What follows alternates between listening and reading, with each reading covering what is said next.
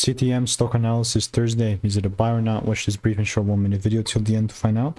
And is the only persona and guy in the space. I've done this for 42,000 videos. Over 5 years I've seen what's printing for me and what's not. Especially this thing. The first long that I called out was right here. Actually, this was very novel and very early. Very early.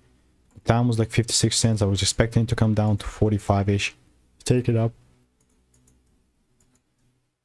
Not only did the price pull down the next day here with the low price of 39 cents, the very next day after that, the day 2 days back, 4 days ago, after that, we reached 284.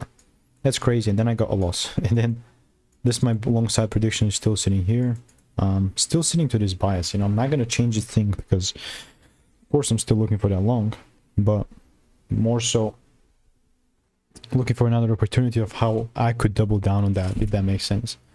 So if you want all that good jazz, click the first link in the description. Tell 100 people about to try that absolutely risk-free.